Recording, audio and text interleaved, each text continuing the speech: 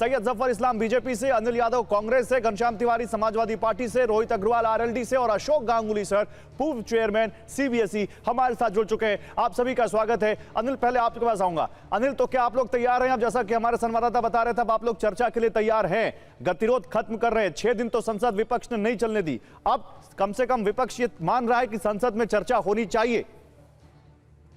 देखिए गौरव जी, मैं समझता हूं कि जब जब छात्रों के हित की बात आती है, कांग्रेस पार्टी अब अगली पंक्ति में खड़ी रहती है और आगे आके सब चीजों में इनिशिएटिव लेती है। ये पहली बार तो नहीं है। 2024 में भी नीट पेपर लीक जब हुआ था, उसके बाद भी नया कानून जब लाया जा रहा था, जब वो एक्ट के तहत पेश हुआ था, तो कांग्रेस ने बतौर अपोजिशन भी उसमें समर्थन किया था सरकार का, वो पास हुआ, वो बिल बन गया।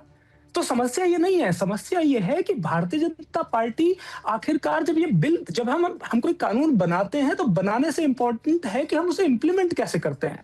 आज समस्या यह है कि भारतीय जनता पार्टी अपनी गलती मानने को तैयार नहीं है। आपने देखा नहीं क्या कि कैसे जब धर्मेंद्र प्रधान संसद में आए, वो धर्मेंद्र प्रधान जिसकी कार्यप्रणाली इतनी अक्षम थी कि कई कई बार वहां पर पेपर लीक हुए, कम से कम 20 से ज्यादा बच्चे ऐसे जिन्होंने खुदकुशी कर ली, लाखों लोग प्रोटेस्ट में इसलिए आए कि वो धर्मेंद्र प्रधान का इस्तीफा चाहते थे। ऐसे धर्मेंद्र प्रधान का नारों से स्वागत किया जा रहा है, फूल माला तो आप लोगों ने भी तो बगल में खड़े होकर उनके विपक्ष में नारे लगाए, आप लोगों ने कौन सा छोड़ दिया? हमने तो नहीं, लेकिन मैं कुछ और पूछ रहा हूं, मैं कुछ और पूछ रहा हूं। अनिल जी सुनिए, अभी मैं बीजेपी के प्रवक्ता के पास जा रहा हूं। मैं आपसे पूछ रहा हूं, पहले आपने कहा कि शिक्षा मंत्री इस्तीफा दें, शिक्षा मंत्री का इस्तीफा हो गया, फिर आपने एक नई शर्त जोड़ दी कि अब जो छात्रों पर जो कार्रवाई हुई है उस पर आकर गृह मंत्री यहां पर सदन बयान दे। तो विपक्ष पर यह आरोप लग रहा था कि विपक्ष सदन चलने नहीं देना चाहता और सरकार के सामने नई नई शर्तें जोड़ रहा है, लेकिन कम से कम विपक्ष इस बात के लिए राजी हुआ है कि चलो गतिरोध खत्म करो और ये शर्त हटा दी आपने, तो ये अच्छी बात है ना?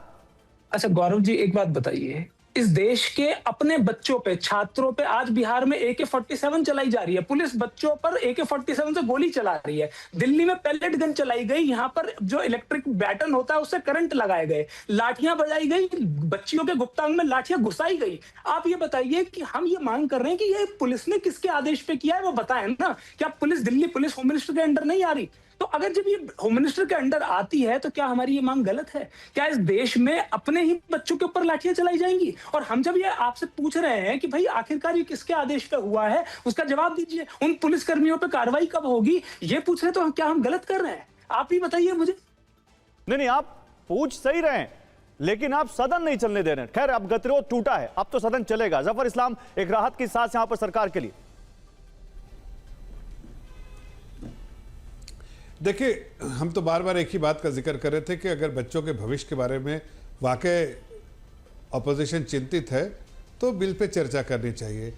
चिंता ये बताते हैं कि चिंता हमें बच्चों की है, लेकिन चिंता इनको राजनीति करने की थी और धीरे धीरे दुनिया के सामने, बच्चों के सामने एक्सपोज होते जा रहे थे। आज बच्चों के भी इंटरव्यू है तो उन्होंने कहा भाई इस बिल के लिए तो हम लड़े हैं, इस बिल पे चर्चा होनी चाहिए, एक फुल प्रूफ सिस्टम डेवलप होना चाहिए और फुल प्रूफ डेवलप करने के लिए इस बिल पे चर्चा ज़रूरी है, कानून बनना ज़रूरी है और उसको इम्प्लीमेंटेशन करना ज़रूरी है। तो ये सारी चीज़ें वो अपोजिशन देख रही थी, लेकिन अपोजिशन इधर उधर करने बार बार करी ताकि उसको राजनीति अपनी चमकानी थी। लेकिन जब राजनीति नहीं चमकी, जनता के सामने एक्सपोज हो गए और बच्चों के सामने एक्सपोज हो गए, तो उनके पास उनका जो जितना भी स्टंट था वो धरा का धरा रह गया और उनको इस बात पे मजबूर होना पड़ा कि चर्चा करनी चाहिए।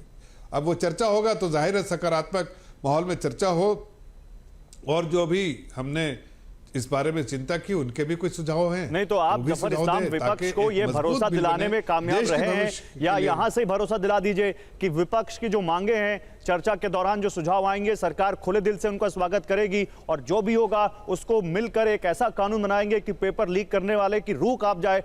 लीक करना तो छोड़िए, सोचने पर ही रूह कांप जाए।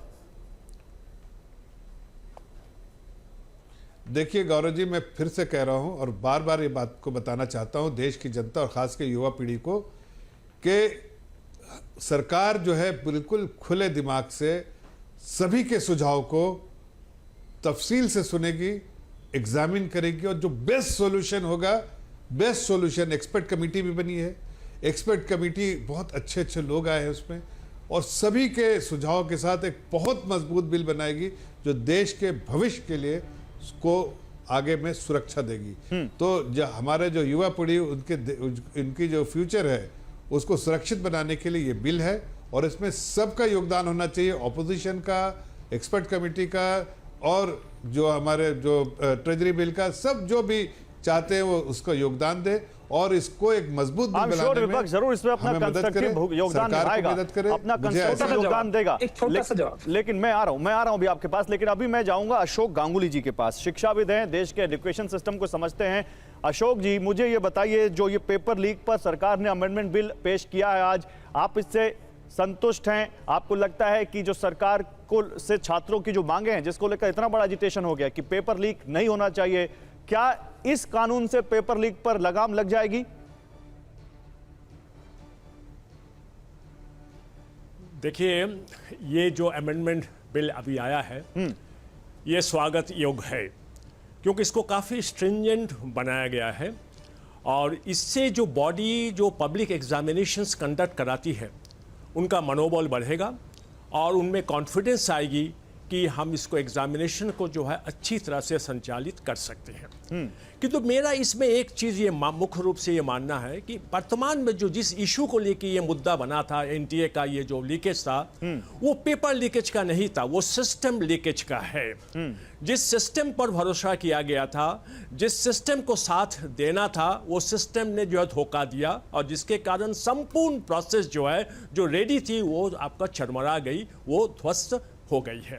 तो हमें इस सिस्टम लीकेज को जो है प्लग करने की आवश्यकता है, जो हमें इस बिल में देखना पड़ेगा कि किस तरह से जो है सिस्टम लीकेज को जो है रोका जा सकता है। मैं इसमें मुझे दो बातें और कहना चाहूंगा।